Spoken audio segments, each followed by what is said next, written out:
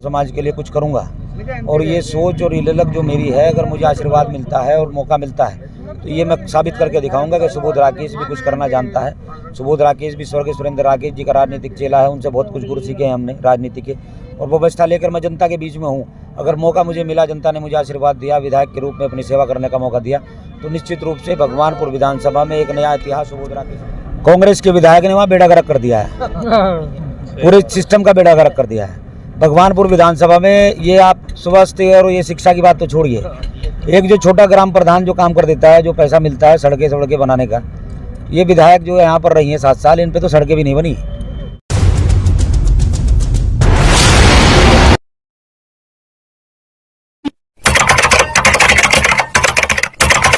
बसपा की रैली समाप्त हो चुकी है और जितने भी यहाँ पर प्रत्याशी थे घर लौट रहे हैं। हमारे साथ जुड़ चुके हैं भगवानपुर विधानसभा से सुबोध राकेश, और सीधी सुबोध राकेश से बातचीत करते हैं, क्या कुछ कहना चाहेंगे।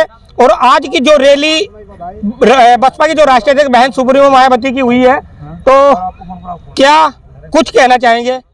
स्वागत है आपका। धन्यवाद मेरे भाई। आज की जो रैली देख करके बहन जी की, क्या चुनाव में कुछ फेरबदल देखने को मिलेगा? फेरबदल कुछ देखिए, निश्चित रूप से होता है, तो हर बार की प्रक्रिया, बहन जी का चरण जहाँ पड़ जाते हैं, समाज में एक नई जागृति, एक नया उत्साह पैदा हो जाता है। और अब की बार बहन जी आज यहाँ पर आशीर्वाद देकर गई है समाज को एक नया दिशा निर्देश करके गई है, आदेश करके गई है कि अपनी पार्टी के साथ खड़े होकर अपने प्रत्याशियों को जिताओ। तो निश्चित रूप से जिस दिन बहन जी का आगमन हो जाता है, हमारे समाज के लोगों के दर्शन हो जाते हैं उनके, तो एक नया उत्साह की लहर समाज के अंदर निश्चित रूप से हो जाती है। और ये उत्साह अब निश्चित रूप से आपको दिखा देगा कि अन्य 3-4 दिनों के अंदर जहाँ जहाँ हमारे प्रत्याशी लड़ रहे हैं, हमारे समाज के लोग तन मन धन के साथ बहुजन समाज पार्टी के प्रत्याशियों के साथ मेहनत करेंगे और उनको जिताने का अनुभूति पूरे भगवानपुर की सुबोध जी के साथ है। देखिए, ये तो वास्तविकता है और जनता भी जानती है कि खाली इमोशनल होने से काम नहीं चलने वाला है। काम करना पड़ेगा, कुर्सी पर बैठकर व्यवस्था बनानी पड़ेगी, विकास करना पड़ेगा अगर जनता के बीच में रहना है और राजनीति करनी है।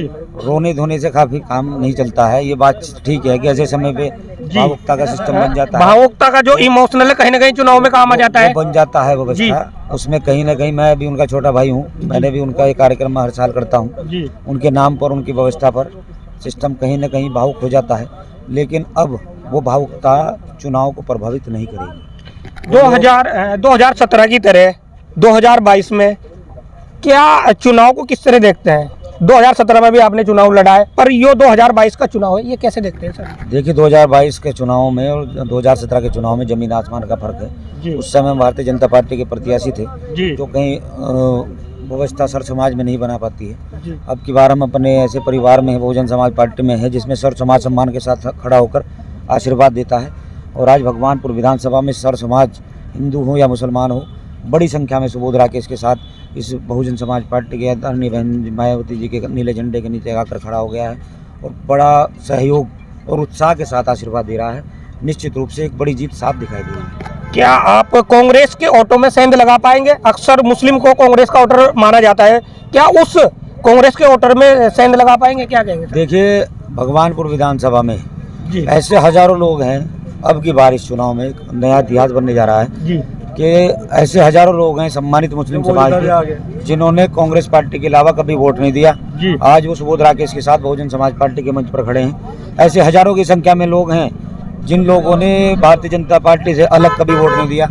उस व्यवस्था से भी हजारों लोग बड़ी संख्या में आज सुबोध राकेश के साथ खड़े हैं। तो एक मंच, एक व्यवस्था ऐसी बनी है, समरसता का एक माहौल बना है भगवानपुर विधानसभा में। हमारी पार्टी के माध्यम से, सुबोध राकेश के माध्यम से, जनता का सेवक सुबोध राकेश, हिंदू मुस्लिम सभी साथी एक साथ एक मंच पर खड़े होकर अब की बार वहाँ परिवर्तन करने की जो इच्छा है वो परिवर्तन कर रहे हैं और एक बड़ी जीत निश्चित रूप से साफ दिखाई दे रही है क्योंकि सर्व समाज मेरे साथ खड़ा है। क्या कुछ नया लेकर के आएंगे युवाओं के लिए, पिछड़ों के लिए? क्या कुछ अपने विधानसभा में जो काम आपके बड़े भाई ने, स्वर्गीय ने किया है, तो क्या कुछ नया लेकर के आएंगे आपका 2022 में, अगर जनता आपको प्रतिनिधि चुनती है? देखिए, अगर जनता मुझे आशीर्वाद देकर अपना सेवक बनाती है तो निश्चित रूप से मेरे अंदर बहुत ललक है कुछ करने की, बहुत आत्मविश्वास भी है कि मैं अपने लोगों के लिए, सर समाज के लिए कुछ करूंगा।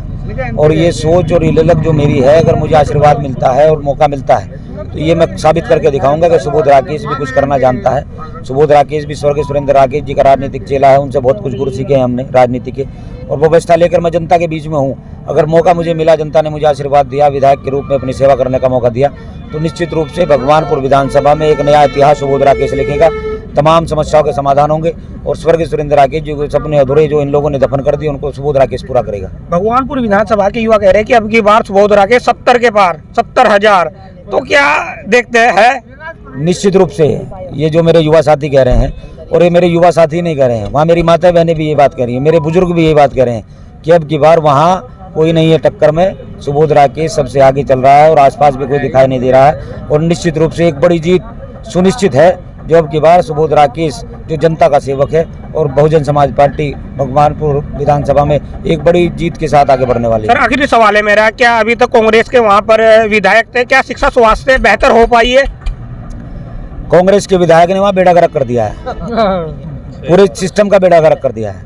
भगवानपुर विधानसभा में ये आप स्वास्थ्य और ये शिक्षा की बात तो छोड़िए, एक जो छोटा ग्राम प्रधान जो काम कर देता है, जो पैसा मिलता है सड़कें बनाने का, ये विधायक जो यहाँ पर रही हैं 7 साल, इन पे तो सड़कें भी नहीं बनी।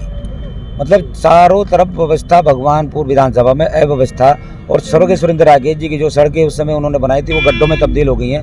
विकास किस चीज़ को कहते हैं, इस चिड़िया का नाम है, ये आज तक वो नहीं जानते हैं। मात्र अपने बड़ों के नाम पर कुर्सी पर बैठकर 5-7 साल मजे लिए और कुछ नहीं किया है। चुनाव में वो आप पर टिप्पणी कर रहा है, आप उन पर टिप्पणी, क्या घर में तो सही है, बिल्कुल ऐसे ही जैसे माहौल रहता है बिल्कुल वो वैसा ही रहता है ना? देखिए, घर राजनीति का सिस्टम अलग है, घर परिवार का सिस्टम अलग है, अपनी अपनी व्यवस्थाएं हैं, सब अपने अपने तरीके से चलाते हैं। नहीं, जो राजनीति हट कर तो प्यार मोहब्बत है ना परिवार में? नहीं, जो राजनीतिक व्यवस्था है, राजनीतिक प्रतिद्वंदता है, उसी प्रकार से पारिवारिक सिस्टम भी बन जाता है। और जब आमने सामने आदमी खड़ा होता है, वो हर तरह से सामने उसमें अपने दुश्मन भी दिखाई देते हैं, प्रतिद्वंदी भी दिखाई देते हैं। और जब ये इस तरह की परिस्थितियां बन जाती तो फिर परिवार कहीं नहीं रहता, उसी तरह का सिस्टम परिवारों में बन जाता है और राजनीति में बन जाता है। चलिए, हमारे साथ भगवानपुर विधानसभा बसपा के प्रत्याशी सुबोध राकेश जी है, जिन्होंने बताया कि अब की बार सुबोध राकेश और उनके साथ भी है कम से कम एक बड़ी जीत